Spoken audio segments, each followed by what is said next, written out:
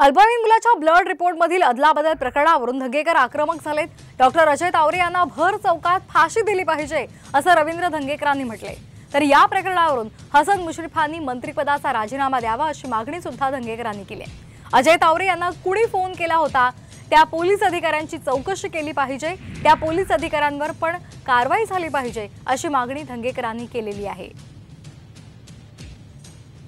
अजय तावरेंनी ह्याच्या पूर्वी किती ब्लड रिपोर्ट केलेत, किती रिपोर्टमध्ये बदल केली, किती खुनाच्या गुन्ह्यात पैसे घेतले। अजय तावरे सारख्या डॉक्टरला चौकात आणून फाशी दिली पाहिजे असं त्याचं कर्तृत्व आहे आणि याला हसन मुश्रीफ पाठीशी घालतात।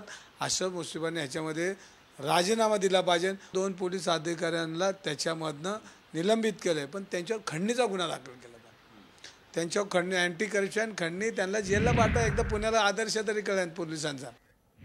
आणखी एक महत्त्वाची बातमी, रवींद्र धंगेकरांनी 2 दिवसांमध्ये माफी मागावी अन्यथा अब्रू नुकसानीचा दावा दाखल करणार असा इशारा हसन मुश्रीफ यांनी दिलेला आहे।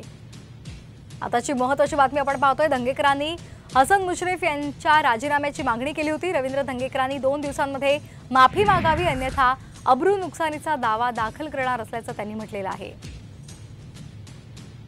रवींद्र धंगेकर जे लोकप्रतिनिधी आहेत पुण्याचे, त्यांनी माझ्यावर आरोप केले, मुश्रीफांच्या आशीर्वादाने हे चाललेलं आहे असा त्यांनी एक अतिशय खोटा माझ्याबद्दल बदनामी पसरवणारा त्यांनी आरोप केलेला मी प्रसार माध्यमामध्ये पाहिलं। त्यांनी 2 दिवसाच्या आत जर माझी माफी मागितली नाही तर त्यांना बदनामीचा दावा त्यांच्यावर मी दाखल करीन।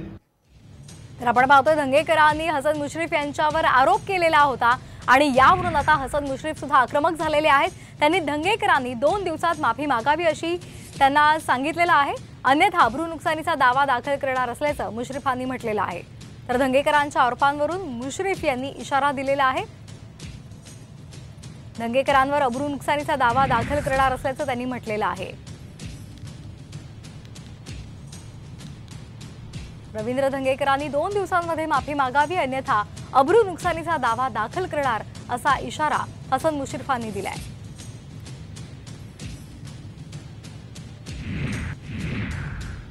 आणि एक महत्त्वाची बातमी, विशाल अग्रवालला पुन्हा अटक होण्याची शक्यता आहे। आताची महत्त्वाची बातमी आपण पाहतोय, विशाल अग्रवाल विरोधात आणखी एक प्रोडक्शन वॉरंट निघालेला आहे। आताची महत्त्वाची बातमी आपण पाहतोय, ससून रुग्णालयातील डॉक्टरांनी केलेल्या ब्लड रिपोर्टमध्ये फेरफार केल्याप्रकरणी विशाल अग्रवाल याच्या विरोधात वॉरंट काढण्यात आलंय। विशाल अग्रवालनं अजय तावरे याला फोन केला होता। पोलिसांना विशाल अग्रवालची आता चौकशी होणार आहे, त्याविरोधात आता वॉरंट काढण्यात आलेला आहे। तर या संदर्भात अधिक माहिती घेऊयात आमचे प्रतिनिधी अक्षय यांच्याकडून। अक्षय, काय अधिकचे महत्त्वाचे अपडेट्स आहेत?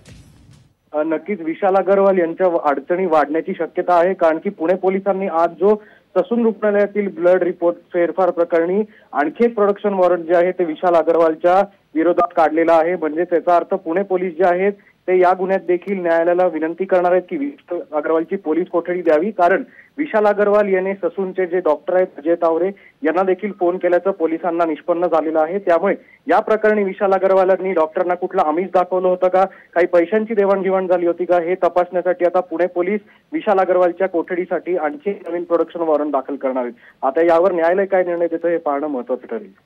अगदी धन्यवाद आपण दिलेल्या माहितीसाठी। तर आपण पाहतोय आताची महत्त्वाची बातमी,